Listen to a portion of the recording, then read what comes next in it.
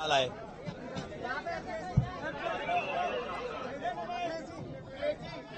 Vote डाल के आगे पहले तो 1 मिनट चाहिए, 1 मिनट बस चाहिए।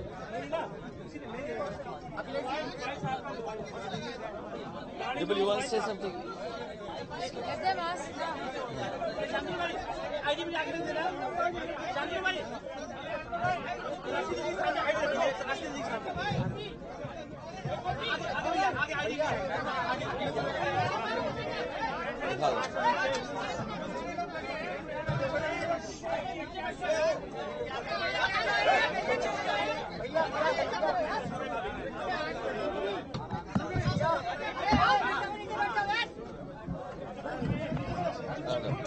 बस छोड़ो।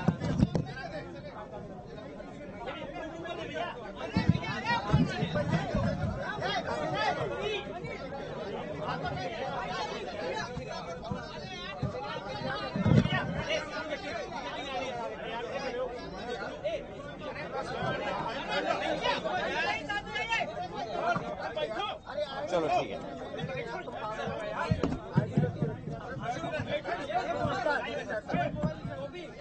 मैं अपने सभी पत्रकार साथियों का धन्यवाद देना चाहता हूं। अभी मैं मतदान करके आया हूं और ये मतदान, आज का मतदान नेताजी को सच्ची श्रद्धांजलि है। डिम्पल ने भी मतदान किया है और जिस दिन से चुनाव शुरू हुआ है प्रशासन न जाने किसके आदेश पे काम कर रहा है। मुझे याद है जिस समय मैं नॉमिनेशन के पे जा रहा था, जानबूझ करके उन्होंने सबसे तगड़े लंबे पुलिस अफसर को सामने लगाया और जैसे फिल्मों में नहीं कोई गाड़ी रोकी जाती है उस तरीके से गाड़ी रोकने का प्रयास किया गया था नॉमिनेशन के दिन। क्या ब्रीफिंग की गई है पुलिस को, उसका अंदाजा अंदर ही पता लग गया। जो पुलिस को ब्रीफिंग है वो ये है कि समाजवादी पार्टी को वोट ना पड़ने दिया जाए। अभी सुबह से लगातार शिकायतें आ रही हैं।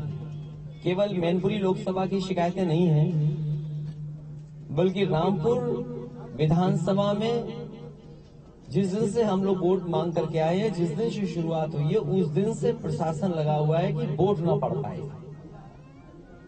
वोट ना पड़ने के सब तरीके अपनाए जा रहे हैं। मैं जब वहां रामपुर गया, हर चौराहे पर, हर सड़क पर पुलिस बड़ी संख्या में खड़ी थी। मुझे लगा कि ये पुलिस इसलिए खड़ी है कि सुरक्षा का इंतजाम कर रहे हैं, लेकिन जब सभा स्थल पे हम लोग पहुंचे हैं तब ये पता लगा कि वहां पर लोग ना जाए सभा में, इसलिए पुलिस लगी हुई है। कल रात को प्रत्याशी को खुद बैठना पड़ा धरने पर और ये मांग करनी पड़ी कि यहाँ की पुलिस फेयर इलेक्शन नहीं करा सकती है, फौज को लगा देना चाहिए। अगर ये अविश्वास पुलिस पर आएगा, प्रशासन पे आएगा, तो आप क्या उम्मीद करोगे लोकतंत्र कैसे बच पाएगा? क्योंकि जो बाहर की फोर्स आती है उसको गाइड करने वाले तो प्रशासन के लोग होते हैं। आप कहीं भी देखेंगे जो बाहर की फोर्स आई है उसके साथ लोकल फोर्स रहती है और लोकल फोर्स का इंतजाम है रास्ता दिखाना, कहाँ जाना है। बाहर की पुलिस को कैसे पता है ये समाजवादी पार्टी के समर्थन का मोहल्ला है, समर्थित लोगों का गांव है? तो रामपुर में फौज तक की मांग करनी पड़ गई। रामपुर में पहले तो वोट नहीं डालने दिया जा रहा है, कहीं भी किसी को निकलने नहीं दिया जा रहा है। जो वीडियो आ रहे हैं उसमें पुलिस चेक कर रही है। मुझे ये बताएं गाइडलाइन क्या है इलेक्शन कमीशन की? इलेक्शन कमीशन की गाइडलाइन ये नहीं है कि आप पुलिस को ये आजादी दे दें कि आपका चेक करेंगे। जो उनके पास आईडी हैं, जो निर्धारित आईडी होते हैं उनके तहत जा रहे हैं, लेकिन उन्हें वोट के लिए वापस किया जा रहा है। कईयों पे लाठीचार्ज हुआ है, चोट आई है। मेरे पास पिक्चर्स हैं उनकी कि किस तरीके से वो घायल हैं उस समय। वहां से लगातार रामपुर से तस्वीरें आ रही हैं जिसमें कि ये लग रहा है कि पुलिस खुद लगी हुई है मार पिटाई के लिए। देखिए, अगर सड़क पे कोई इस तरह पड़ा होगा तो क्या उम्मीद करोगे आप फेयर होगा इलेक्शन? क्या फेयर होगा इलेक्शन? तो ये तस्वीरें आ रही हैं जहां पर वोट नहीं डालने दिया जा रहा है। ये तो रामपुर की बात है। मैनपुरी की मैंने बताया कि पहले दिन से प्रशासन इस कोशिश में रहा कि वोट कैसे रोका जाए और यहां पर समाजवादी कार्यकर्ताओं के साथ अन्याय कैसे हो, दबाव बनाया जाए, नाम पूछे जा रहे हैं। और भारतीय जनता पार्टी को खुली आजादी है, शराब बांट सकते हैं, कुछ भी कर सकते हैं। उनके गांव में कोई फोर्स नहीं जा रही। आखिरकार मैं ये जानना चाहता हूं, जो बाहर की फोर्स आ रही है उसे ब्रीफिंग क्या हो रही है? क्या ब्रीफिंग ये हो रही है कि समाजवादी पार्टी के ये चिन्हित गांव, इनमें जाइए, आप इनको डराइए, धमकाइए, भाषा का गलत इस्तेमाल करिए। ऐसी भाषाएं इस्तेमाल की जा रही जो मैं आपसे शेयर भी नहीं कर सकता, वो भाषा बोली जा रही है। और सुबह से शिकायत कर रहे हैं, कहीं जो मैनपुरी में है कुछ बूथ, कुछ करेल में है, जो मतदाता समाजवादी पार्टी के गए उनके साथ मारपीट हुई है। कुछ लोगों को गांव से नहीं निकलने दिया जा रहा है। हमारी ऑफिस के लोग, अगर जिलाधिकारी को फोन मिला तो जिलाधिकारी अपना सीओजी अपने चपरासी को देके चले गए। ये कहां से व्यवस्था आ गई कि आप अपना मोबाइल सीओजी एक अपने किसी को देके चले जाएंगे और आप बात ही नहीं करना चाहते हैं? तो आखिरकार ये प्रशासन वोट किसके लिए डलवाना चाहता है? लेकिन मैं जानता हूं ये मैनपुरी नेताजी का घर क्षेत्र, और यहां से नेताजी राजनीति करते करते राजनीति की ऊंचाइयों पर पहुंचे हैं। ये जितना कुछ सड़क, बिजली, पानी, पुल या स्वास्थ्य की सेवाएं या तमाम इंतजाम जो दिखाई दे रहे हैं वो सब नेताजी के कराए हुए हैं। भारतीय जनता पार्टी का यहाँ कुछ नहीं है। इसीलिए उन्होंने उधार का प्रत्याशी लिया। उनके पास अपना ऐसा प्रत्याशी नहीं था कि नेताजी की भावना का और नेताजी के पक्ष में जो मतदान होने जा रहा है उसको रोक सकें। और आज भी बड़ी संख्या में मैनपुरी के लोग समाजवादी पार्टी और नेताजी को याद कर करके एक एक वोट डाल रहे हैं। ये जितना कुछ आप खुशहाली दिखाई दे रही है सब नेताजी की देन है। और नेताजी ने विरासत में जो विकास दिया है, जो गति विकास को देनी है, या जो विरासत में समाजवादी सिद्धांत दिया, आर्थिक, सामाजिक, राजनीतिक जो चेतना यहाँ के क्षेत्र के लोगों में जगाई है, उसके लिए एक एक वोटर यहाँ पर नेताजी के पक्ष में वोट डालने जा रहा है। इसलिए बीजेपी घबराई हुई है, इसलिए बीजेपी घबराई हुई है। आप जो लखनऊ के प्रेस के लोग हैं वो जानते होंगे, उन्होंने अपने अधिकारियों को मॉनिटर करने के लिए बैठाया हुआ है कि केवल आपको मैनपुरी लोकसभा मॉनिटर करनी है।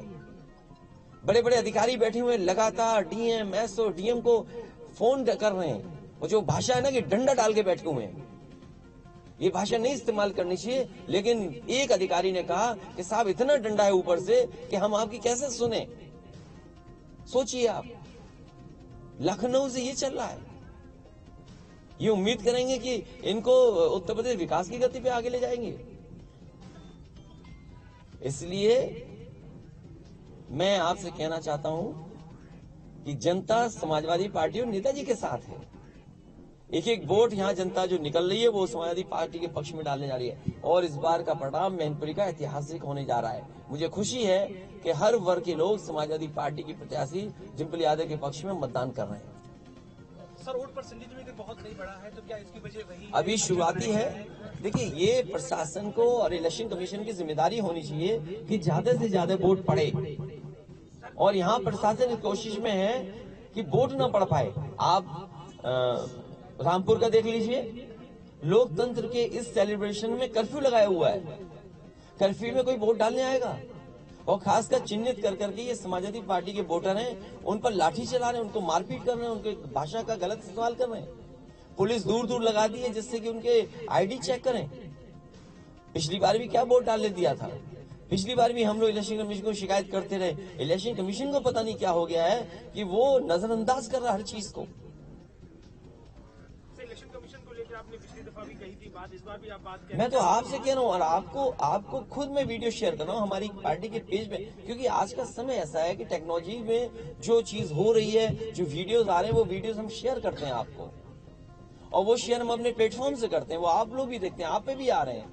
और हमारे पास माध्यम क्या है? यही तो माध्यम है। अगर इलेक्शन कमीशन इन चीजों को भी नहीं देखेगा तो किसको देखेगा? अब ये मैनपुरी में सूरजपुर गाँव में पुलिस खड़ी हुई है और वोट डालने नहीं जाने देना चाहते। वीडियो सर्कुलेट हो रहा है, वीडियो हमने अपनी पार्टी के पेज से डाला है। डीएम को फोन मिलाना चाहिए तो डीएम है नहीं, गायब है। कल हमारे कार्यकर्ता वरुण गेहार और उसके साथ बहुत सारे लोग थे भूगांव में। एसडीएम ने बोला कि हम छोड़ देंगे। अब मैं जा रही हूँ ये 10 बजे पार्टी इसको छोड़ करके, उसके बाद में आपके सब लोगों को छोड़ देंगे। पता नहीं कहां से क्या फोन आया, वो मजबूरी दिखा करके उन्हें जेल भेज दिया। रात भर पिछले 2-3 दिन से ये फोर्स हमारे कार्यकर्ताओं को पकड़ रही थी। मुझे खुशी है इस बात की कि ये नेताजी के बनाए हुए कार्यकर्ता हैं, ये डरे नहीं, झुके नहीं और लगातार बच बचा करके आज सभी पोलिंग एजेंट बन करके और वोट डलवा रहे हैं। बीजेपी का प्रतिनिधिमंडल चुनाव आयोग पहुंच गया। ये वो दिखावा है बीजेपी के लोग लाल टोपी पहन के बवाल कर दें, कहेंगे ये समाजवादी लोग हैं। आप नहीं समझते भारतीय जनता पार्टी क्या पार्टी है? ये जाने कहां से ट्रेनिंग और सीख करके आए। आपने मुख्यमंत्री जी की रैली में मुख्यमंत्री जी का तस्वीर तो दिखाई, लेकिन भीड़ नहीं दिखाई, क्योंकि भीड़ थी नहीं। अरे आप दिखाओ ना भीड़, आपने कैमरे में दिखाई हो भीड़ तो बता दो हमें। आप जो हमसे सवाल कर रहे हो, हम आपके चैनल के बारे से पूछना चाहते हैं कि आपने भीड़ पर कितनी बार कैमरा लेके गए आप, क्योंकि भीड़ ही नहीं थी। अगर आप कैमरे लेके गए हो तो बता दो हमें आप। अब शिकायत कर रहे हैं तो देखिए क्या कार्रवाई करता है इलेक्शन कमीशन। हम तो भरोसा इलेक्शन कमीशन पे करेंगे, हमें तो भरोसा करना ही पड़ेगा। हमें तो भरोसा डीएम पे भी करना पड़ेगा कि डीएम फोन उठाएं और जो बात हम कह रहे हैं उसमें निष्पक्ष अपनी फैसला लें। अगर कोई शिकायत हम कर रहे हैं, कोई बीजेपी शिकायत कर रही, अगर निष्पक्ष फैसला कौन लेगा? डीएम को लेना चाहिए निष्पक्ष फैसला। अगर आप एलएसी माइंड मेकअप करके बैठे हुए हो क्योंकि आपको कैमोफ्लेज करना है, आपको स्मोक स्क्रीन क्रिएट करनी है। स्मोक स्क्रीन क्रिएट करने के लिए बीजेपी, क्योंकि बीजेपी को चोरी करनी है। आप बताइए, जिला पंचायत के चुनाव में लूटा वोट, लोगों पे झूठे मुकदमे लगाए और उसके बाद प्रशासन से जो लोग विरोध करने गए इस चीज पे, उससे मुकदमे लगवा दिए। ये स्मोक स्क्रीन है। और ऑब्जर्वर को शिकायत की, ऑब्जर्वर ने कार्रवाई की, क्योंकि ऑब्जर्वर यहाँ के नहीं है, बाहर के हैं। चाचा के करीबियों पर लगातार जो है पुलिस, चाचा नहीं, अब चाचा तो समाजवादी पार्टी के साथ उनका चुने साइकिल है। वो तो अच्छी बात है कि वो चले गए, वो बच गया ब्लॉक प्रमुख। उसको न जाने कितनी पुलिस ढूंढ रही थी उस समय। प्रधान वो ब्लॉक प्रमुख पति को न जाने कितनी पुलिस ढूंढ रही थी, क्योंकि आप इटावा के हो सकते हो तो आप ज्यादा जानते होंगे इन चीजों को। सर, कल देर रात में आपके विधायकों का एक दल गया इलेक्शन कमीशन, कोई ज्ञापन लेने नहीं आया। आज सुबह से भी धरना चल रहा है विधानसभा में। नहीं, इलेक्शन कमीशन क्या है, आंख बंद करके बैठा हुआ है, सो गए होंगे। उन्हें क्या, उन्हें थोड़ी पता है। उन्हें पता है कि चुनाव लड़ाना नहीं है, जो सरकार कहेगी वो हमें मानना है, तो किससे शिकायत करें? ये ट्रेनिंग हो रही है 24 की, इससे अच्छी तैयारी करनी पड़ेगी विपक्ष के लोगों को। निकाय का चुनाव है सर, क्या ईमानदारी मार्जिन बहुत अच्छा होगा। मार्जिन तो आप भी बताते हो कि इतना होगा। बीजेपी भी जानती है कि वो हार रहे हैं। मैंने तो वीडियो देखा कि बीजेपी के प्रत्याशी समाजवादी पार्टी के लिए वोट मांग रहा है। ये कोई बात है भाई? बीजेपी खुद जानती है वो हार रहे हैं।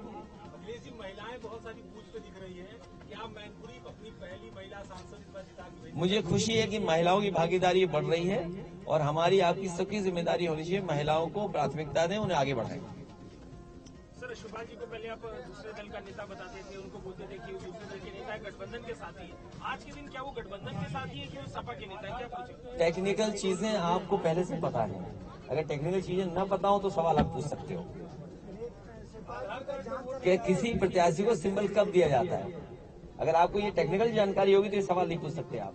प्रेस कॉन्फ्रेंस में कहते थे सर कि वो हमारे गठबंधन के साथी है, दूसरी पार्टी के अध्यक्ष है। वो कब का है वीडियो था और बाद में क्या कहता था, ये आप बताओ ना। आप अभी भूमिका स्पष्ट करते सर। नहीं, भूमिका क्यों एक्सपर्ट कर, मैं आपसे जानना चाहता हूँ। जब आपको जानकारी नहीं है, रुक जा भाई, तेरा वोट नहीं है, इसको रोको भाई। तो इसलिए वो विषय नहीं है। विषय ये है कि वोट लोग डालने जाएं, उन्हें कोई पकड़े नहीं, प्रशासन निष्पक्ष हो और जो इलेक्शन कमीशन को मॉनिटर करना चाहिए या सरकार मॉनिटर कर रही है। अरे जिन्होंने कोई काम न किया हो, बताओ क्या काम किया यहाँ पर? ये सड़कें, ये पुल, ये बिजली, ये स्वास्थ्य सेवाएं, जनता के लिए जो फैसले, जो काम, बताओ। देश के प्रधानमंत्री जी ने कहा कि जानवर बहुत उत्तर प्रदेश में, उसके बाद भी आज तक सड़कों से जानवर नहीं हट पाए। अखिलेश जी, ममता बनर्जी हो या शरद पवार हो या बाकी लोगों का फोन आया आपके पास? उससे तुम्हें क्या लेना देना? हाँ? नहीं, कुछ जगह कार्रवाई देखिए रामपुर खतौली में आप वीडियो देखिए, पुलिस किसी व्यक्ति को वापस कर रहा है। आधार का नंबर कैसे कोई याद रखेगा? आधार कार्ड भी एक आईडी है हमारा, और जब इलेक्शन कमीशन ये खुद कह रहा है कि हम वोटर लिस्ट से आईडी को ज्वाइन कराने जा रहे हैं, तो आईडी इलेक्शन कमीशन का प्लस आधार ये दोनों एक ही चीज है। आप उनको वोट नहीं डालने दे रहे हैं, किसके निर्देश पे वोट नहीं डालने थे? इसलिए इलेक्शन कमीशन को ऐसे अधिकारी अगर दिखाई दे रहे हैं वीडियो पर जो वोट डालने वालों का रोक करके उनसे आईडी मांग रहे हैं और आईडी सही है उसके बाद घर भेज रहे हैं, ऐसों के खिलाफ कार्रवाई नहीं होगी तो लोकतंत्र खत्म हो जाएगा। ये तमाम वीडियो ऐसे हैं जहां पुलिस को आगे करके सरकार ने वोट रोकने की तैयारी की है। सर, अगर आप जीतते हैं, जेडीयू ने आपको सपोर्ट किया है, तो 24 के लिए अपोजिशन यूनिटी, मैं कहता हूं बहुत सारे विपक्षी दलों ने समर्थन किया है। बहुत सारे ऐसे दल हैं जिनके यहाँ पर संगठन नहीं है, उसके बाद भी उन्होंने समर्थन किया है कि विपक्ष की केवल एक डिंपल यादव प्रत्याशी है यहाँ पर। यूपी के डिप्टी सीएम का एक बयान अखिलेश जी क्या नाम है आ रहा है कि चाचा भतीजे जो है दोनों लोग जो है वो जेल जा सकते हैं, एक जांच चल रही है, क्या कहना चाहिए? बहुत पुरानी खबर लाते हो, कौन सा चैनल है भाई तुम्हारा? कब की खबर लाए हो यार? अरे बदलो अपना चैनल।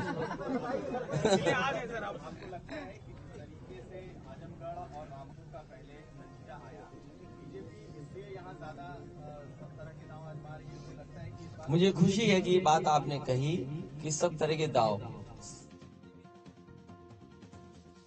और इलीगल वेज में ये लोग समाजवादी पार्टी के कार्यकर्ता नेताओं या जो भी वोट पड़ रहा है उसको रोकना चाहते हैं।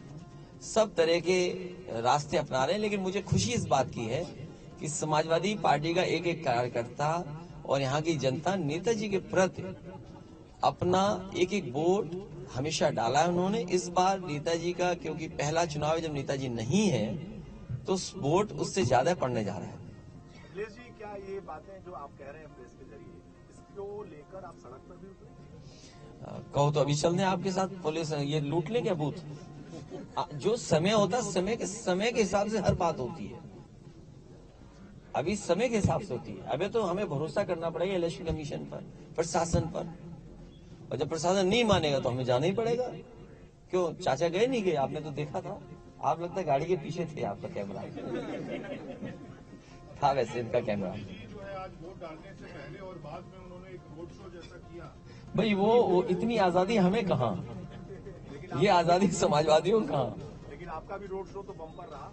मुझे खुशी है कि आप हमारे रोड शो को कोई बाजार से तोल रहे हैं। बम्पर नहीं, बहुत शानदार रहा। बम्पर तो कोई चीज होती है, बाजार की चीज होती है, लेकिन मुझे खुशी है कि समर्थन बहुत मिला जितने भी रोड शो। 8 तारीख का क्या संदेश समाजवादी पार्टी के लिए जाएगा? मुझे खुशी है कि मैनपुरी की जनता एक बार फिर वोट दे करके जिताना चाहेगी डिंपल यादव को। डिंपल जी, आप क्या कहना चाहेंगे मैम? तो अखिलेश यादव की तरफ से बीजेपी पर बड़े आरोप यहां पर लगाए गए हैं, तो वही विधानसभा में मुख्यमंत्री योगी आदित्यनाथ क्या कुछ कह रहे हैं, सुन बातें। विरोधी दल के रूप में के पद पर भी रहे श्री मुलायम सिंह यादव जी वर्ष 1989 से 1991, 1993 से 1995 तथा 2003 से 2007 तक 3 बार प्रदेश के मुख्यमंत्री पद पर रहे। वे वर्ष 1996, 1998, 1999, 2004, 2009, 2014 तथा वर्ष 2019 में लोकसभा के सदस्य भी निर्वाचित हुए। वर्ष 1996 से 98 तक श्री एस.डी. देवगौड़ा और सुरेंद्र कुमार गुजराल के केंद्रीय मंत्रिमंडल में रक्षा मंत्री रहे। रक्षा मंत्री के रूप में उन्होंने सेना की पूर्व की व्यवस्था में परिवर्तन करने और शहीद सैनिकों के पार्थिव शरीर को उनके घरों तक पहुंचाने का निर्णय भी लिया था। वे संसद की पेट्रोलियम और प्राकृतिक गैस संबंधी स्थायी समिति, ऊर्जा संबंधी स्थायी समिति के सभापति तथा लोकसभा की विभिन्न महत्वपूर्ण संसदीय समितियों के सदस्य, लोकसभा में नेता, समाजवादी संसदीय दल भी रहे थे। श्री मुलायम सिंह यादव जी विधानसभा की विभिन्न महत्वपूर्ण समितियों के सदस्य, उत्तर प्रदेश लोकदल, उत्तर प्रदेश लोकदल व उत्तर प्रदेश जनता दल के अध्यक्ष रहे। 1992 में उन्होंने समाजवादी पार्टी की स्थापना की। वे विभिन्न आंदोलनों के अंतर्गत इटावा, वाराणसी और फतेहगढ़ आदि कारागारों में बंद रहे। वे कई शिक्षण संस्थानों की प्रबंध समिति के सदस्य, प्रबंधक अध्यक्ष भी रहे। श्री मुलायम सिंह यादव जी के निधन से भारतीय राजनीति के एक संघर्षशील युग का अंत हो गया। मैं उनके प्रति श्रद्धा सुमन अर्पित करते हुए ईश्वर से उनकी आत्मा की शांति की कामना करते हुए उनके दुखी परिजनों के प्रति हार्दिक संवेदना व्यक्त करता हूं और अध्यक्ष जी आपसे अनुरोध करता हूं कि इस सदन की भावना को शोक संतप्त उनके दुखी परिजनों तक पहुंचाने की कृपा करेंगे। धन्यवाद। माननीय नेता समाजवादी पार्टी। माननीय जी,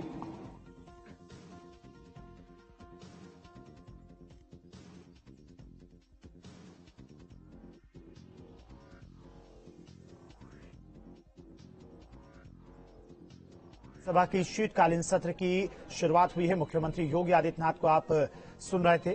सबसे पहले उन्होंने मुलायम सिंह यादव को श्रद्धांजलि अर्पित की है।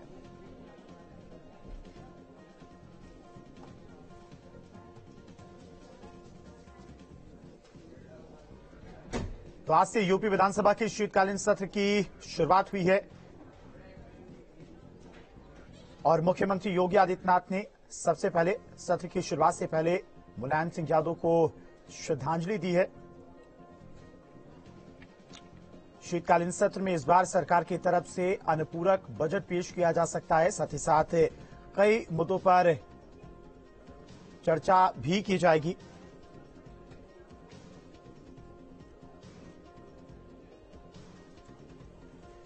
तो यूपी विधानसभा के शीतकालीन सत्र की आज से शुरुआत हो गई है। 3 दिवसीय ये सत्र है। कॉन्फ्रेंस करने आए थे और शिलान्यास किया था एक्सप्रेसवे का। मैं आपसे ईमानदारी से कह रहा हूं, जो आज हम इस बात के लिए गर्व करते हैं कि हमने देश का एक्सप्रेसवे सबसे कम समय में बना दिया। सब पत्रकार हैं, आप उस दिन भी थे जिस दिन नेताजी प्रेस कॉन्फ्रेंस करने आए थे और शिलान्यास किया था एक्सप्रेसवे का। मैं आपसे ईमानदारी से कह रहा हूं, जो आज हम इस बात के लिए गर्व करते हैं कि हमने देश का एक्सप्रेसवे सबसे कम समय में बना दिया। अगर हम किसी को योगदान मतलब किसी की वजह से अगर बनाया तो वो नेताजी थे और आप में से ज्यादातर लोग उस दिन प्रेस में थे। याद कीजिए, नेताजी ने यही कहा था कि हम शिलान्यास तब करेंगे जब उद्घाटन की तारीख आप बता दोगे। उसमें जो जो कंपनी वाले लोग थे उनसे नेताजी ने कहा नहीं, माइक पे बोलिए आप याद कीजिए, शाहपुर जी पालन जी ने सबसे पहले बोला था, LNT ने बोला था, NCC कंपनी थी उसने बोला था, फिर यहाँ की एक लोकल कंपनी है उसने बोला था। और नेताजी की वजह से हम लोगों ने कोशिश कर करके मेहनत करके इस एक्सप्रेसवे को समय पे बना दिया था।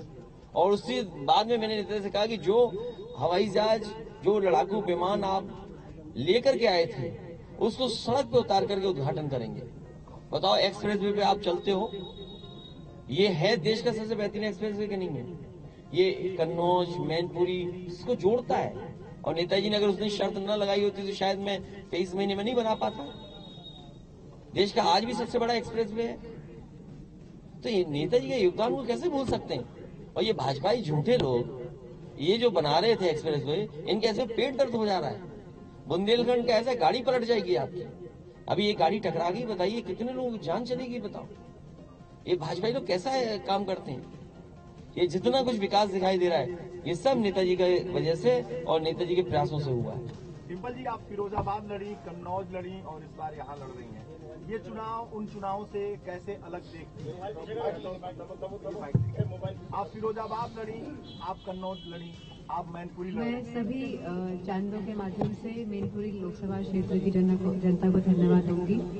मैंने पहले भी कहा है, जब मैं कैंपेनिंग के लिए गई हूँ गांव-गांव, मैंने बोला है कि यह चुनाव नेताजी का चुनाव है और इस क्षेत्र की लोगों का चुनाव है, क्योंकि नेताजी ने कई दशक इस क्षेत्र से लड़े हैं, उभर के आए हैं, क्षेत्र को आगे बढ़ाने का काम किया है। तो मैं कहना चाहूंगी यह सीधे इस लोकसभा क्षेत्र और नेताजी के सम्मान का चुनाव है। डिम्पल जी, अन्य चुनावों से ये चुनाव कठिन मानती हैं कि आसान मानती हैं? चुनाव होता है, कठिन आसान नहीं होता है, हमको अपना 100% देना होता है। क्या कहना चाहेंगी मैनपुरी की जनता से डिम्पल जी आप? जो प्यार और स्नेह और आशीर्वाद मैनपुरी लोकसभा क्षेत्र के लोगों ने दिया है, मैं उनका तहे दिल से धन्यवाद कहना चाहूंगी और कहना चाहूंगी कि वोट डालें। प्रशासन और सरकार चाहती नहीं है वोट प्रतिशत बढ़े और लगातार अनकॉन्स्टिट्यूशनल वे में काम कर रहे हैं, अनडेमोक्रेटिक वे में काम कर रहे हैं ये लोग। ये हमारा अधिकार है कि हम वोट डालें और जिस तरह के हथकंडे अपनाए जा रहे हैं सरकार द्वारा, प्रशासन द्वारा, मैं चुनाव आयोग से भी अपील करना चाहूंगी कि इस पे वह देखे, गहराई से देखे और आने वाला जो लोकसभा चुनाव है 2024 का, उसमें भी इसी तरह के हथकंडे अपनाए जाएंगे तो लोग भी सतर्क हो और चुनाव आयोग से भी अपील करेंगे। मैम, डीएम को लेकर आपने नहीं, अभी सूचना मिली है हमारे इसी अभिनव स्कूल में बूथ नंबर 239 ईवीएम खराब है। अब बताओ, इतने चैनल खड़े हैं, आप लाइव कर रहे हो, बगल में ईवीएम खराब है, इसमें क्या कहोगे आप लोग? आधे घंटे प्रतिनिधिमंडल जो बीजेपी का गया वो ईवीएम ठीक कराने गया है। सवाल पूछा जाए, अरे क्या आप लोग भी सब जानते हो बातें, क्यों ऐसा बात करते हो? सब बातें आप करते आपका हो। क्या कहना है इसका? नहीं, हमारा ये कहना है कि ईवीएम ठीक हो, जल्दी वोट पड़वाए, नई ईवीएम लाए। तो इस तरह की शिकायतें और जगह से भी आ और जगह से आ रही है, वहाँ लगातार उन्होंने शिकायतें की, कुछ जगह ठीक हुई, कुछ जगह बदल रही। डिम्पल जी भी जाएंगी बूथ? आप चलेंगे साहब? नहीं जाएंगे, नहीं, बिल्कुल, इनको जहाँ जाना चाहिए जा सकते हैं, हम ही नहीं जा सकते। हम जाएंगे तो दिक्कत होगी, प्रत्याशी वो कहीं भी जा सकते हैं। मैं प्रेस के लोगों का धन्यवाद देता हूँ, हर बार की तरह आज फिर सैफई में आप लोग आए, बहुत बहुत धन्यवाद आप सबका, बहुत धन्यवाद। हैं? अरे यार, उंगली मत दिखवा बेटा, उंगली मत दिखवा। हाँ, ये हो गया, उंगली मत दिखवा।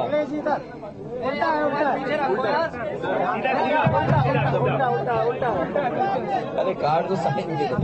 यहाँ भी अगले जी इस साइड, अगले जी इस तरफ, अगले जी।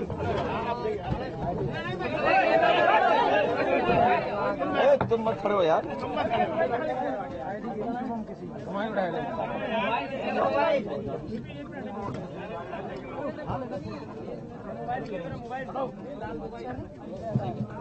बहुत बहुत धन्यवाद हमारे प्रेस के साथियों को। ये कौन सा चैनल ऊपर? चलो धन्यवाद। क्या शिकायत करने के लिए मैनपुरी पहुंचे हुए थे। उसके बाद उन्होंने लोगों से वोट की अपील भी की है और मैनपुरी में जिस तरह से मुलायम सिंह यादव ने विकास किया उसका भी जिक्र अखिलेश यादव ने किया, लोगों से वोट की अपील भी की है। साथ ही साथ बीजेपी पर और सरकार पर भी आरोप लगाए, पुलिस प्रशासन पर भी उन्होंने आरोप लगाए। निष्पक्ष चुनाव कराने की अपील भी चुनाव आयोग से करते हुए अखिलेश यादव नजर आए। तो तरह तरह के हथकंडे बीजेपी अपना रही है। चुनाव में गड़बड़ी का आरोप प्रेस कॉन्फ्रेंस के जरिए अखिलेश यादव की तरफ से एक बार फिर से और सीधे तौर पर उन्होंने कहा कि पुलिस की नहीं, यहां पर फौज की जरूरत है। तो इसी से समझा जा सकता है कि किस तरह से ये बड़े आरोप अखिलेश यादव की तरफ से लगाए जा रहे। तो एक तरफ मतदान जारी है और सैफई में मतदान करने के बाद ये प्रेस कॉन्फ्रेंस अखिलेश यादव, डिम्पल यादव की, जिसमें उन्होंने जीत का दावा भी किया है, लेकिन साथ ही साथ बीजेपी पर बड़े आरोप लगाए है। हालांकि इलेक्शन कमीशन को लेकर जब उनसे सवाल किया गया तो उन्होंने कहा कि आश्वासन जरूर दिया गया है लेकिन नजरअंदाज किया जा रहा है। और हालांकि उन्होंने इस बात को भी स्वीकारा है कि इलेक्शन कमीशन पर हमें पूरा भरोसा है। तो हम भरोसा चुनाव आयोग पर ही करेंगे। प्रशासनिक अधिकारी हमसे बात करने को तैयार नहीं है। डीएम को लेकर, मैनपुरी के डीएम को लेकर भी उन्होंने सवाल खड़े किए कि फोन किया गया, क्योंकि अनियमितताएं जो है वो कई जगहों पर देखी गई। जब फोन किया गया तो फोन जो है वो डीएम साहब नहीं उठा रहे। तो एसपी प्रत्याशी डिम्पल यादव ने भी सैफई में वोट डाला है, तो अखिलेश यादव ने भी मतदान यहां पर किया। मतदान के बाद देखिए अपना वोटर आईडी कार्ड यहां पर दिखाते हुए और साथ ही जनता से वोट की अपील उनकी तरफ से की गई है। तो अब मैनपुरी, रामपुर और खतौली में मतदान लगातार जारी है और तीनों सीटों पर बीजेपी की अगर बात करें तो जीत का दम यहां पर भरा जा रहा है। और देखिए कॉन्फिडेंस इसलिए भी कहीं ना कहीं नजर आता है क्योंकि हाल ही में लोकसभा उपचुनाव में देखा गया था रामपुर और आजमगढ़ में जिस तरह से जीत का परचम बीजेपी की तरफ से लहराया गया, तो कॉन्फिडेंस जो है वो यहां पर बीजेपी का हाई है। और इन सीट को छीनने के बाद तीनों सीटों पर एक बार फिर से जीत का दम यहां पर बीजेपी बढ़ते नजर आ रही है। तो वहीं अखिलेश यादव की तरफ से भी जीत का दम यहां पर भरा गया है। तो दांव पर दिग्गजों की साख है। उपचुनाव की जंग दिलचस्प होते हुए मतदान के लिए जनता जो है वो पोलिंग बूथों का रुख यहां पर कर रही है। कड़ी सुरक्षा के बीच मतदान हो रहा है।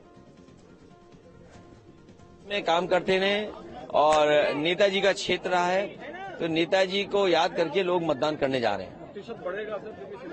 मुझे उम्मीद है कि प्रतिशत भी बढ़ेगा और वोट अच्छा समाजवादी पार्टी के पक्ष में पड़ने जा रहा है। पर आप इतने गुस्से में क्यों हैं? नहीं, भाजपा में गुस्से में नहीं है। भाजपा को प्रशासन को निष्पक्ष काम करने के लिए मौका देना चाहिए।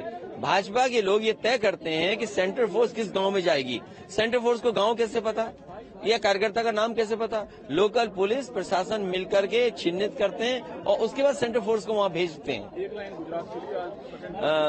मुझे उम्मीद है कि भारतीय जनता पार्टी गुजरात में बुरी तरह हारेगी।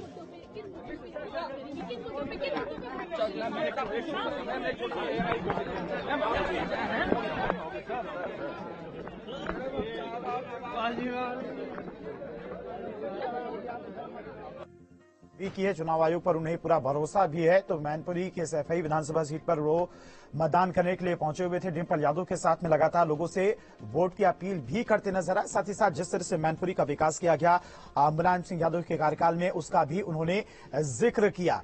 तो मैनपुरी, रामपुर और खतौली में सुबह 7 बजे से मतदान चालू है। लोग अपने घरों से बाहर निकल रहे हैं मतदान करने के लिए। यहां पर समाजवादी पार्टी की बात की जाए तो समाजवादी पार्टी की साख की लड़ाई है। अखिलेश यादव की अग्नि परीक्षा है लोकसभा चुनाव से पहले।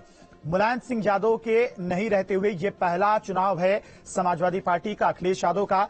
बिना मुलायम सिंह यादव के नेतृत्व में ये चुनाव लड़ा जा रहा है। तो ऐसे में अखिलेश यादव की ये अग्नि परीक्षा है कि कैसे मैनपुरी की विरासत को, समाजवादी पार्टी के गढ़ को कैसे वो बचाते हैं। और इसीलिए वो जब प्रेस कॉन्फ्रेंस कर रहे थे तो लोगों से अपील करते हुए भी नजर आए। विकास के जो काम किए गए मुलायम सिंह यादव के कार्यकाल में, उन कामों को भी गिनाया। तो हालांकि उन्होंने इलेक्शन कमीशन से भी गुजारिश की है कि निष्पक्ष तौर पर ये चुनाव यहां पर हो, संपन्न हो, इसका संज्ञान लिया जाए और वक्त पर अगर इलेक्शन कमीशन यहां पर एक्शन नहीं लेता